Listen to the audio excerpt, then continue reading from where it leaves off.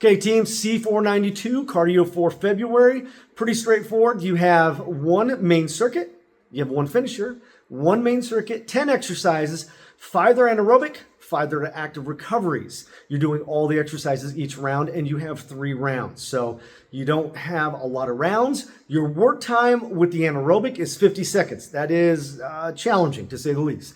You have a 20-second transition time from the anaerobic to the active recovery, which is going to be core. And then you have 35 seconds worth of core and a 15-second transition time to get to the next exercise. So it's not a lot of time to get the next exercise, but if you take in consideration the 20-second transition time from the anaerobic exercise, 35 seconds plus another 15 seconds, you have a long recovery. So the way this one is designed is to go as hard as you can on as many as you can. Now, your hardcore should be able to go as hard as they can on almost every one of these anaerobic. Again, it's only 5 anaerobic. Now, they may need to take it a little bit easier on the active recovery and recover a little bit more, but the hardcore should be able to maintain that very super high intensity level. Again, not during round 1. Round 1's your warm-up. Round 2, you should be pretty much good to go. You have 10 exercises. You should be pretty much good to go, but at least by round 3, you can give it everything you got.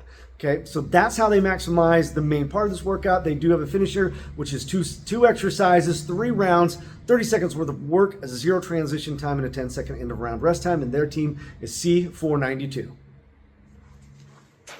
Knees wide, hips go back. Work comes from the hips, guys. So when we're doing this, our knees are wide, our hips go back.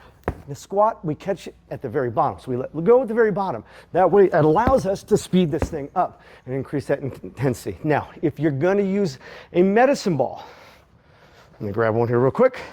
If you're going to use a medicine ball, you're not going to go deep into that squat because a medicine ball has a lot more rebound. So if you're really hitting it hard, even if you come down just a little bit, that thing's going to come back at you. So you don't want to be going down deep into that squat. Okay? But that's an option for people that have knee or hip issues or something like that.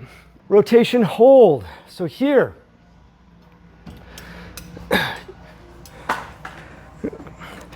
you're gonna lock the arms.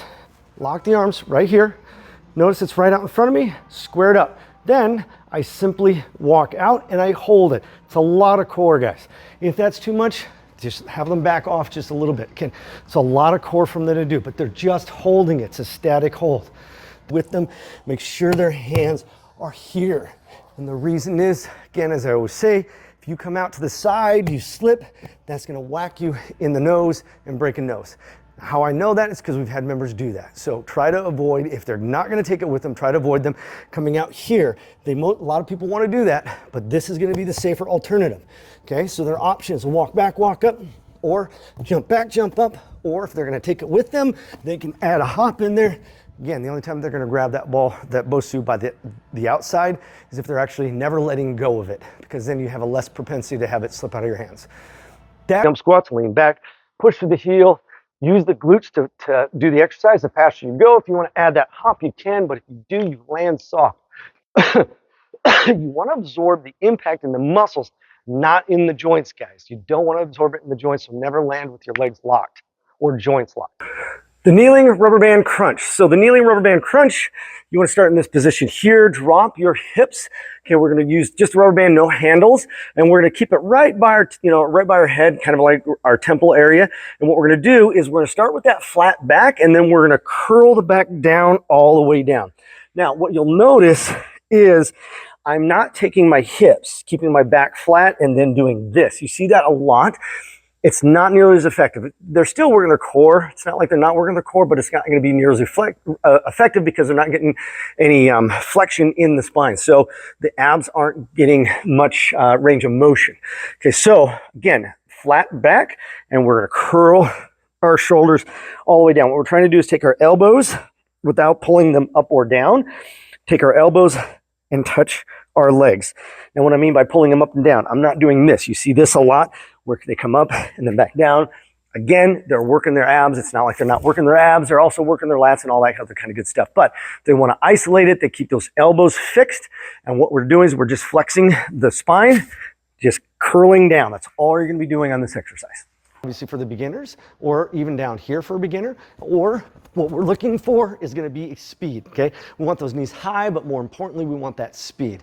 Down here, they can do that. Now, if they have lower back issues, knee issues, where impact is an issue, they can certainly stay down here. They're not gonna be as effective, so when you see people doing that, I mean, yeah, it's not as effective at getting their heart rate up. However, it keeps the impact down. So it's not necessarily something that you want to criticize.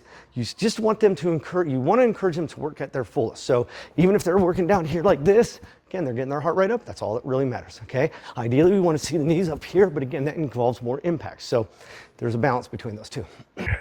The dumbbell, kettlebell, revo bar, sandbag, whatever load you use, get up, sit up. Okay, so you can use any type of a load on the get up, sit up. It doesn't really matter. The revo bar and sandbag are going to be more challenging because they're harder to balance. Okay, so what we're doing is we're starting this position. Option one is just rotate up onto the elbow. Obviously, if they can't do that, they can simply rotate the shoulder up, kind of like a crunch, but they're just rotating. So again, what we're trying to do is come up into this position here. You have one leg down, one leg is straight, this leg is up. We come up just like this into that position. Now, if you want a little bit more, we come all the way up, or you don't use that, you don't rotate at all. So those are the different options. And again, you can use this as well with the revo bar or kettlebell. Again, same concept. So this is really the best position for the get up, sit up. So we rotate onto our elbow right there. You have the more advanced option where they come up and they don't use their elbow at all. And again, revo bar, sandbag, that's going to be a little bit more challenging because it's going to involve more core because you have to stabilize. The dumbbell clean and press, you can use dumbbell, kettlebell, revo bar, sandbags. You can do kettlebell. Don't recommend the kettlebell because the kettlebell, when you come up, usually the kettlebell will fall and that can, hurt somebody's wrist. So ideally, dumbbell or revo bar for the clean and press. So we're going to start in this position. We're going to start kind of in that suitcase squat right here.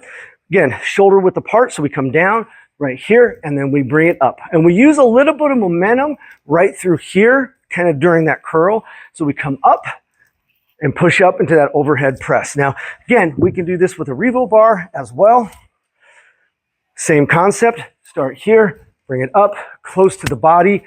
Again, push your hips back. So shoulders down and back, push the hips back, weight is in the heels, and then you just explode up. And again, that one can be loaded heavily, and it can also be a little bit faster pace. If we're looking for more cardio, a little bit lighter load, a little bit faster pace. If you're looking for more muscle for resistance, is you're going to slow the pace down, but you're going to increase that load.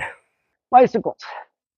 Your options here are keep one shoulder on the ground and one leg on the ground at all times. Option two, both feet come off the ground. I'm pulling my shoulder across. My shoulders stay off the ground the entire time. They stay high. That keeps the tension on those abs. Option three is going to be up in this position. And again, as much rotation as I can get so I can get those obliques. But those are your three different variations via pulled. Option there is going to be here or up here.